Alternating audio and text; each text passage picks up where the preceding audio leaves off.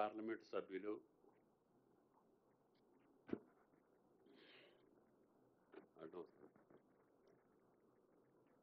ఈటెల గారు నిన్న కమిషన్కి ఇచ్చినటువంటి రిపోర్టు ఆయన ఇచ్చినటువంటి వాన్మూలం కావచ్చు, ఆయన ఇచ్చినటువంటి ప్రకటన అలా అసత్యాలతో కూడుకున్నటువంటిది, అనాలోచితంగా ఇచ్చారా లేదు చాలా రోజులైంది కాబట్టి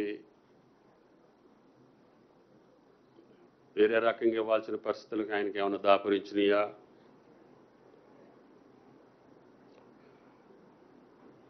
అందుట్లో సబ్ కమిటీకి సంబంధించినటువంటి సమాచారం కానీ కమిషన్ అడిగినటువంటి ప్రశ్నలకి పొంతం లేకుండా ఆయన ఇచ్చినటువంటి సమాధానాలు వాస్తవాలకు దూరంగా ఉన్నాయి. ముఖ్యంగా ఆయన ప్రస్తావించినటువంటి సబ్ కమిటీ అది కాళేశ్వరం నిర్మాణం కోసం వేసినటువంటి సబ్ కమిటీ కాదు.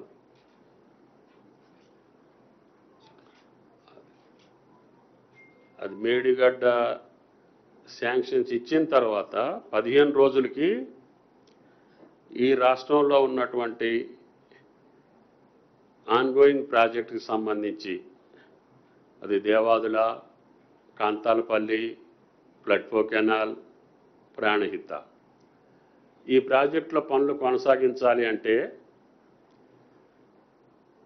ఆ ఉన్నటువంటి ఎస్టిమేట్ రేట్స్కి ఆ కాంట్రాక్టర్లు పనులు చేస్తారా చేయరా,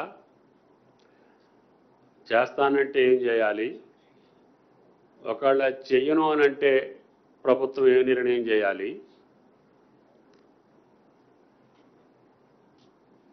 అని ప్రధానమైనటువంటి పెండింగ్ ప్రాజెక్టుల మీద సబ్ కమిటీ వేశారు. ఆ ప్రాజెక్టులో 2-3 సార్లు సిట్ చేసి ఆ సిట్టింగ్స్లో అధికారులందరినీ అడిగి సబ్ కమిటీ యొక్క సమాచారాన్ని సబ్జెక్ట్ వైజ్గా, ప్యాకేజ్ వైజ్గా మేము ప్రభుత్వానికి, క్యాబినెట్కి సమర్పించడం జరిగింది. ఆ క్యాబినెట్లో కాళేశ్వరంలో బ్యారేజీల నిర్మాణం కానీ లేదు వేరే రకమైనటువంటి సజెషన్స్ కానీ సబ్ కమిటీ ఇచ్చిన పరిస్థితి లేదు. 4 ప్రాజెక్టుల మీద ఏ ప్యాకేజీలు ఏ రకంగా చేస్తే బాగుంటుంది, ఒకవేళ ఎక్సెస్ అమౌంట్ కానీ లేకపోతే ఓవర్ ఎస్టిమేట్స్ కానీ ఉంటే మళ్ళీ స్విచ్ ఛాలెంజీ పిలవటమా లేదు కొత్త ఎస్ఎస్ఆర్ రేట్స్ ప్రకారంగా చేయాలా అనే అంశాల మీద మాత్రమే ఆ సబ్ కమిటీ నిర్ధారణ చేసి క్యాబినెట్కి ఇచ్చాం. కాబట్టి ఆ సబ్ కమిటీకి కాళేశ్వరం నిర్మాణానికి అనుమతి ఇచ్చింది సబ్ కమిటీ అనే వాదన ఆయన గారు ఏదైతే ప్రస్తావించారో అది వాస్తవం కాదు. అది వాస్తవానికి దూరంగా ఉన్నటువంటి అంశం. ఆయన ఎందుకు చెప్పారో ఆయన ఆలోచన చేసుకోవాలి. రెండోది, క్యాబినెట్ కూడా అప్రూవ్ చేశారు కాళేశ్వరాన్ని అని చెప్పి పెద్ద ఆయన చెప్పారు. క్యాబినెట్ అప్రూవల్కి కాళేశ్వరం ప్రాజెక్టు నాకు తెలిసి ఎప్పుడూ రాలే. క్యాబినెట్ అప్రూవల్ కూడా పొందలేదు. కేవలం ఎగ్జిక్యూటివ్ ఆర్డర్స్ తోటే అది అమల్లోకి వచ్చింది. కాబట్టి ఆయన చెప్పినటువంటి ప్రధాన అంశాలు 2 కూడా వాస్తవానికి దూరంగా ఉండటమే కాకుండా ఆ సబ్ కమిటీలో నేనున్నా కాబట్టి దానికి నన్ను కూడా బాధ్యుని చేయాలనే ఈ కాళేశ్వరానికి లింక్ చేసి చెప్పినట్లుగా నేను భావించాల్సి వస్తుంది. ప్రజలకు కూడా అది తప్పుడు సంకేతం వెళ్తుంది. ఆ సంకేతాన్ని, తప్పుడు సంకేతాన్ని నివారించడం కోసమే నేను మీ ద్వారా రాష్ట్ర ప్రజలకి విజ్ఞప్తి చేయడానికి మిమ్మల్ని అందరిని ఆహ్వానించడం జరిగింది. కాబట్టి ఎంపీ గారు చెప్పినటువంటి ప్రధాన అంశాలు రెండు కూడా సబ్ కమిటీకి కాళేశ్వరం నిర్మాణానికి సంబంధం లేదు, సబ్ కమిటీ రిపోర్టుగాను కాళేశ్వరం శాంక్షన్ ఇచ్చినటువంటి తారీఖులకి సంబంధం లేదు, సబ్ కమిటీ ఇచ్చినటువంటి ఈ 4 ప్రాజెక్టుల యొక్క పునర్నిర్మాణ కార్యక్రమాలు ఏ రకంగా చేయాలనేది కూడా సబ్ కమిటీ నివేదికలో ఉంది. తర్వాత కాళేశ్వరం ప్రాజెక్ట్ ఏ రోజు కూడా కేబినెట్ ఆమోదానికి రాలేదు. మరి ఎందుకు ఆయన ఆ భారాన్ని ఆయన భుజాల మీద ఎందుకు వేసుకుంటున్నాడు? ఆ తప్పుని లేకపోతే ఆ పొరపాటుని లేకపోతే కమిషన్ ముందు అబద్ధాలు ఆడాల్సినటువంటి అవసరం ఆ పెద్ద ఆయనకి ఎందుకు వచ్చింది అర్థం చేసుకోవాల్సిందిగా మీ అందరికీ విజ్ఞప్తి చేస్తున్నా. కాబట్టి నేను వ్యక్తిగతంగా 43 సంవత్సరాలుగా రాజకీయాల్లో ఒక పద్ధతితోటి, ఒక నిబద్ధతతోటి, ఒక నిజాయితీతోటి రాజకీయాలు నడుపుకుంటూ వస్తున్నా. వీలైన కాడికి మీలాంటి మిత్రుల యొక్క సహకారంతో నా రాజకీయ ప్రస్థానం నడిచింది తప్ప ఎక్కడా కూడా తెలిసి పొరపాటు చేయలేదు. నా యొక్క వ్యక్తిత్వం కూడా ఆయనకు తెలుసు. ఆయన కూడా నాకు 4-5 సంవత్సరాలుగా నేను ఆ క్యాబినెట్లో ఉన్నా కాబట్టి ఆయన పట్ల కూడా నాకు గౌరవం ఉంది. కానీ ఈ ప్రకటన చూసిన తర్వాత, కమిషన్కి ఆయన ఇచ్చినటువంటి సమాచారాన్ని చూసిన తర్వాత నాకు కొంత బాధ, కొంత అనుమానం, కొంత అవగాహన చేసుకోలేనటువంటి పరిస్థితి నాకు దాపురించింది. కాబట్టి ఎన్ని అసత్యాలు చెప్పాల్సినటువంటి అవసరం, ఇంత అవాస్తవాలు చెప్పాల్సినటువంటి అవసరం ఎంపీ గారికి ఎందుకు వచ్చిందో పునఃపరిశీలించుకోవాల్సినటువంటి అవసరం ఉంది. కాబట్టి నా దగ్గర ఆ కమిటీ సబ్ కమిటీ ఫార్మేషన్ చేసిన జీవో ఉంది. తర్వాత వాళ్ళు శాంక్షన్స్ ఇచ్చినటువంటి ప్రాజెక్ట్స్ యొక్క డేట్స్ ఉన్నాయి. మేము ఇచ్చినటువంటి రికమెండేషన్స్ యొక్క రిపోర్ట్ కూడా ఉంది. ఆ 4 ప్రాజెక్టుల మీద సబ్ కమిటీ ఇచ్చినటువంటి రిపోర్ట్లు కూడా మీరు పరిశీలించుకోవచ్చు. కాకపోతే నా ఉద్దేశం ఏంటంటే, నేనే వ్యక్తిగతంగా సుమోటివ్గా జరిగినటువంటి వాస్తవాల్ని క్రానలాజికల్గా కమిషన్కే ఇద్దామని విచారణలో ఉంది. కాబట్టి బహిరంగపరిచేదానికంటే ఆ సబ్ కమిటీ రిపోర్ట్ని, ఆ సబ్ కమిటీ వేసినటువంటి టర్మ్స్ ఆఫ్ రెఫరెన్స్ కూడా, వీటన్నిటినీ జోడించి కమిషన్కే నా పరంగా వాస్తవాలు రాసి, నాకు ఈ కాళేశ్వరం నిర్మాణానికి సంబంధం లేదు, ఆ సబ్ కమిటీకి కాళేశ్వరం అనుమతులకి సంబంధం లేదు, కాబట్టి ఆ ప్రకటన అవాస్తవమైందని,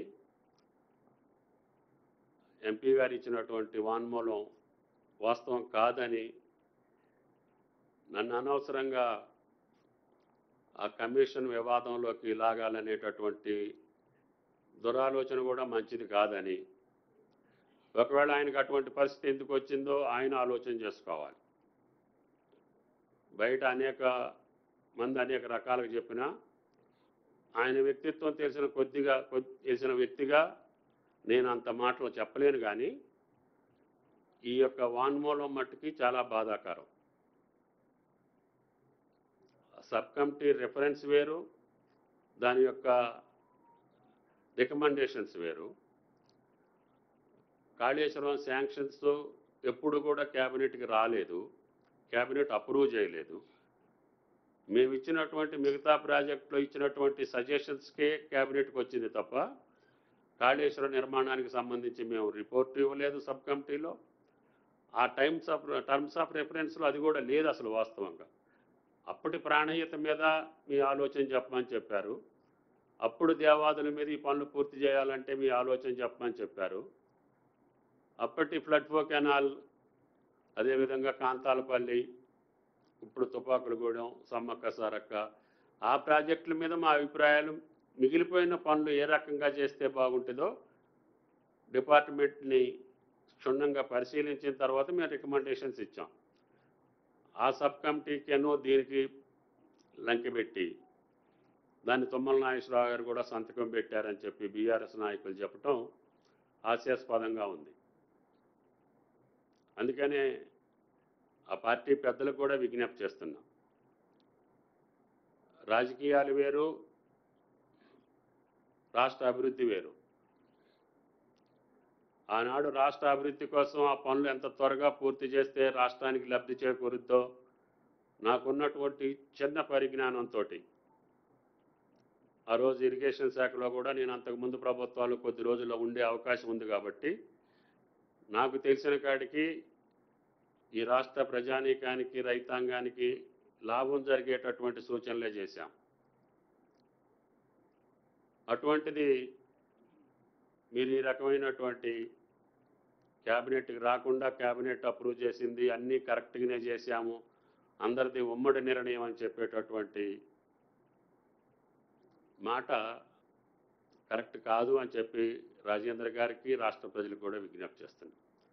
కాబట్టి త్వరలోనే ఆ కమిటీ, సబ్ కమిటీ రిఫరెన్సు, మేము ఇచ్చినటువంటి రిపోర్టు, ఇంకా అవసరమైతే క్రానిలాజికల్గా ఏం జరిగిందో కూడా డేట్స్తో సహా, జీవోస్తో సహా, ఆనాటి ఫైనాన్స్ సెక్రటరీ గారు ఏం రాశారు, ఇరిగేషన్ ఏం రాసింది, మిగతా అన్నీ కూడా బహిర్గతం చేసే అవకాశం ఉంటుంది.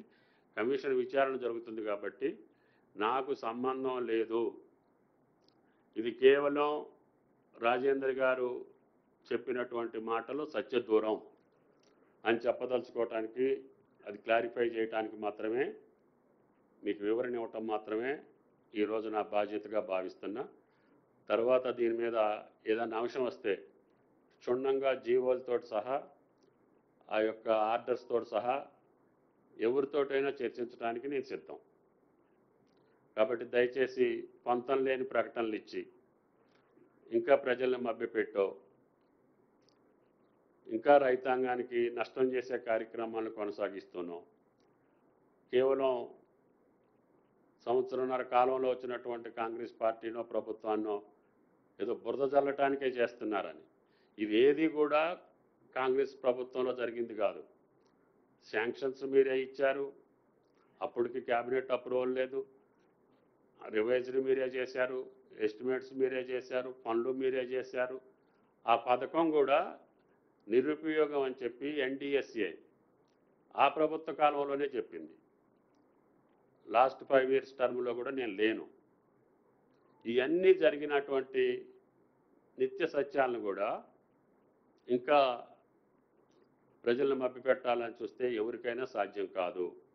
వాస్తవాలు కమిషన్ నిర్ధారణ చేస్తుంది. కమిషన్ రిపోర్ట్ ప్రకారంగా ఆయా సంస్థలు చర్యలు తీసుకుంటాయి తప్ప ఇటువంటి తప్పుడు ప్రకటనలతోటి మీరు ఇంకా ఎక్కువ రోజులు మభ్యపెట్టలేరని చెప్పి